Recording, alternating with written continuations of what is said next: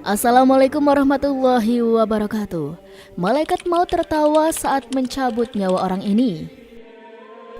Malaikat Israil alaihi salam adalah malaikat pencabut nyawa dan salah satu dari 4 malaikat utama selain Jibril, Mikail, dan Israfil. Dalam agama kita, malaikat Israil selalu kita sebut dengan malaikat maut. Malaikat Israil alaihi salam diciptakan oleh Allah Subhanahu wa taala dalam keadaan yang serupa dengan malaikat Mikail, baik wajahnya, ukurannya, kekuatannya, lisannya, dan sayapnya. Semuanya tidak kurang dan tidak lebih. Dikatakan bahwa malaikat maut memiliki 4 wajah. 1 wajah di muka, 1 wajah di kepala, 1 wajah di punggung, dan 1 lagi di telapak kakinya. Dia mengambil nyawa para nabi dari wajah kepalanya, nyawa orang mukmin dengan wajah dari mukanya, nyawa orang kafir dengan wajah dari punggung, dan nyawa seluruh jin dari wajah telapak kakinya. Dari kepala hingga kedua telapak kakinya berbulu za'faran, dan setiap bulu ada 1 juta muka. Di setiap 1 juta muka mempunyai 1 juta mata dan 1 juta mulut dan tangan. Ia juga memiliki 4.000 sayap dan 70.000 kaki. Salah satu kakinya di langit ke-7 dan 1 lagi di jembatan yang memisahkan antara surga dan neraka. Di setiap mulutnya ada 1 juta lidah. Di setiap lidah mampu berbicara 1 juta bahasa. Dan jika seluruh air di lautan dan sungai di dunia disiram ke atas kepalanya, maka tidak setitik pun air yang akan jatuh melimpah. Ketika Allah Subhanahu wa taala menciptakan al-maut dan menyerahkannya kepada malaikat Israil, maka berkatalah malaikat Israil, "Wahai Tuhanku, apakah al-maut itu?" Maka Allah Subhanahu wa taala menyikap rahasia al-maut itu dan memerintahkan seluruh malaikat menyaksikannya. Setelah seluruh malaikat menyaksikan al-maut, maka tersungkurlah semuanya dalam keadaan pingsan selama 1000 tahun. Setelah para malaikat sadar kembali, bertanyalah mereka, "Ya Tuhan kami, apakah ada makhluk yang lebih besar dari ini?" Kemudian Allah Subhanahu wa taala berfirman, "Akulah yang menciptakannya dan akulah yang lebih agung daripadanya. Seluruh makhluk akan merasakan al-maut itu." Kemudian Allah Subhanahu wa taala memerintahkan malaikat Israil alaihi salam mengambil al-maut karena Allah telah menyerahkannya kepadanya. Allah Subhanahu wa taala telah memberikan al-maut kepada malaikat Israil alaihi salam. Akan tetapi ia masih khawatir jika tidak berdaya untuk mengambilnya, karena al-maut lebih agung daripada dirinya. Kemudian Allah Subhanahu wa taala memberikannya kekuatan sehingga al-maut itu menetap di tangannya. Setelah itu al-maut berkata, "Ya Tuhanku, izinkanlah aku untuk berseru di langit sekali saja." Maka setelah diizinkan, berserulah al-maut dengan suara yang amat keras, "Aku ini adalah al-maut. Tugasku sebagai pemisah orang yang saling mencintai. Aku adalah al-maut. Tugasku memisahkan antara anak dan ibunya. Aku adalah al-maut. Tugasku memisahkan saudara pria dan wanita. Aku adalah al-maut. Tugasku menghancurkan bangunan, rumah, dan gedung-gedung. Aku adalah al-maut.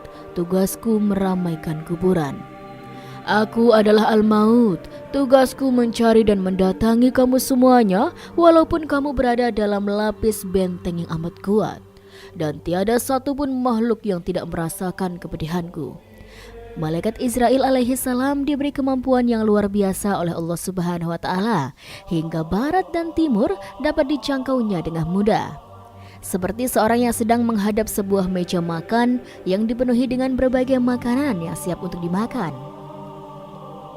Sewaktu malaikat Israil alaihi salam menjalankan tugasnya mencabut nyawa makhluk-makhluk di dunia, ia akan turun ke dunia bersama dengan 2 kumpulan malaikat, yaitu malaikat rahmat dan malaikat azab. Sedangkan untuk mengetahui di mana seseorang akan menemui ajalnya, Malaikat maut bekerja sama dengan malaikat arham. Diriwayatkan oleh Abdullah bin Abbas, Rasulullah SAW bersabda bahwa malaikat maut memperhatikan wajah manusia di muka bumi ini 70 kali dalam sehari. Ketika ia datang melihat wajah seseorang, ia mendapati orang itu sedang bergelagak tawa, maka berkatalah malaikat Israel, "Alangkah herannya aku melihat orang ini.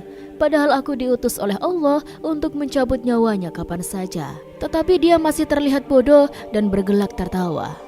Seorang sahabat bertanya, "Wahai Rasulullah, siapakah orang mukmin yang paling cerdas?"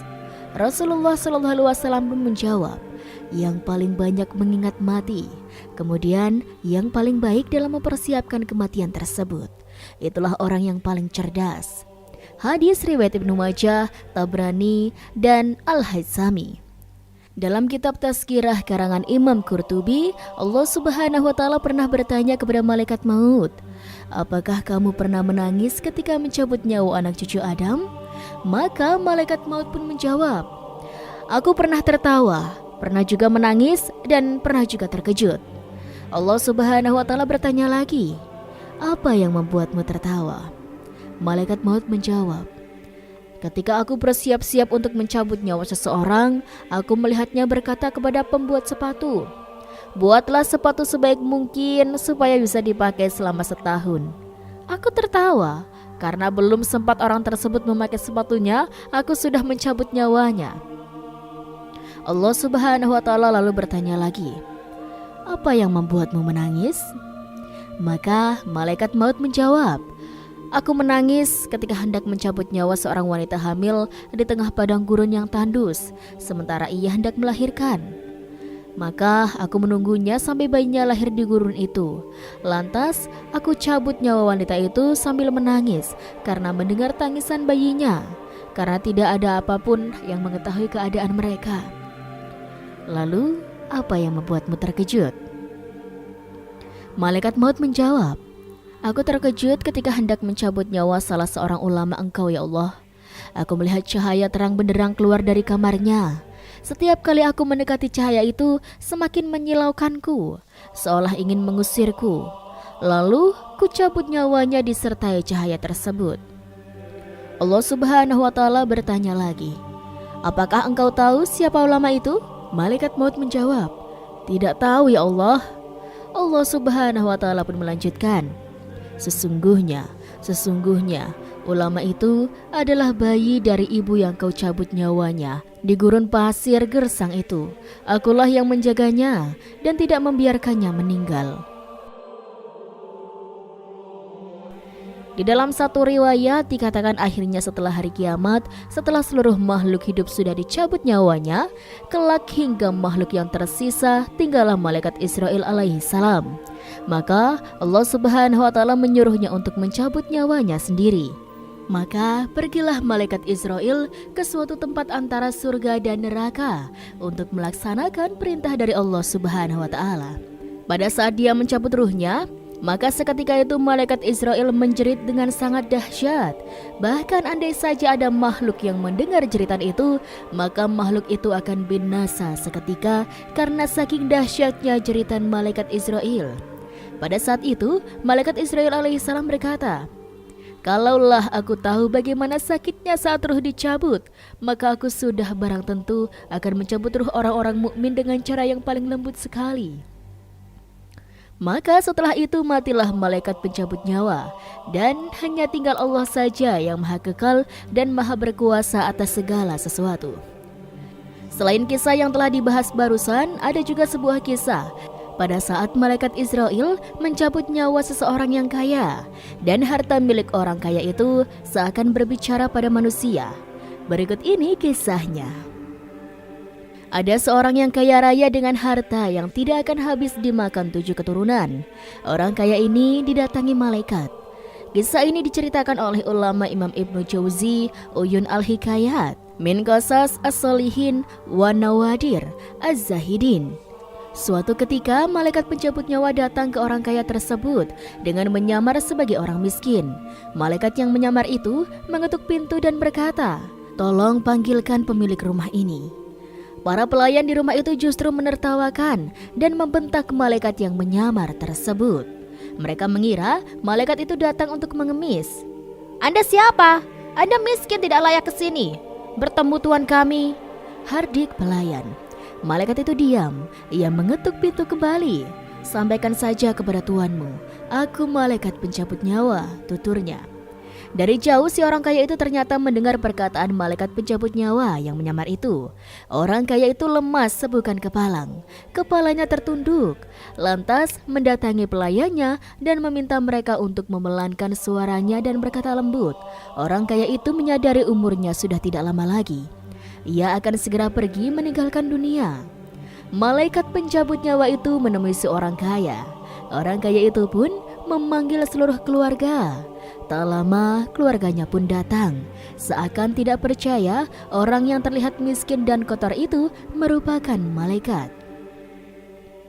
"Segeralah berwasiat, aku akan segera mencabut nyawamu sebelum kau sempat keluar rumah," tutur malaikat kepada orang kaya. Tak lama orang kaya itu pun wafat. Sontak para keluarga histeris dan menangis. Bahkan beberapa dari mereka menawarkan harta kepada si miskin yang ternyata malaikat pencabut nyawa. Akhirnya mereka tahu ternyata harta tidak bisa menyelamatkan si orang kaya. Para keluarga itu lantas mengeluarkan harta si kaya, mengeluarkan segala isinya berupa emas dan permata. "Terlaknat kalian, harta-harta tidak berguna. Kalian," harta maksudnya, "hanya membuat kami melupakan Allah. Kalian tidak bisa menolong kami," hardik mereka. Tiba-tiba harta itu berubah bentuk. Emas dan permata itu berdiri. Ia berkata kepada kerabat orang kaya itu, "Duhai orang kaya, salah jika kalian mencaci maki kami. Aku sudah membuat derajat kalian tinggi. Kami telah membuat kalian punya kedudukan sama dengan raja-raja dan tuan-tuan. Lihatlah, ketika keluarga kalian meminang seseorang yang kalian kehendaki, bukankah langsung setuju dengan harta kalian? Lalu bagaimana dengan nasib orang soleh yang juga ingin melamar seseorang yang kalian pilih itu? Mereka gagal karena harta kalian menghalanginya. Dan masih banyak lagi. Wahai orang kaya, bukankah kau menggunakan kami untuk membiayai orang-orang kejam dan kami tidak bisa menolak? Wahai orang kaya, jika kau memilih kami untuk berbuat baik, kamu akan dapat kebaikan. Sedangkan untuk kejahatan, maka dia akan mendapatkan celaka." Terang harta si kaya. Begitulah sobat kisah harta yang berbicara. Malaikat pencabut nyawa pun datang. Dan ternyata harta tidak bisa melindungi dari orang kaya, seberapa kaya pun orang tersebut. Wallahu alam. Dan inilah sobat sedikit kisah kali ini. Kurang lebihnya Rizky mohon maaf. Dan sampai jumpa lagi di cerita berikutnya ya sobat. Sekian dari Rizky. Wassalamualaikum warahmatullahi wabarakatuh.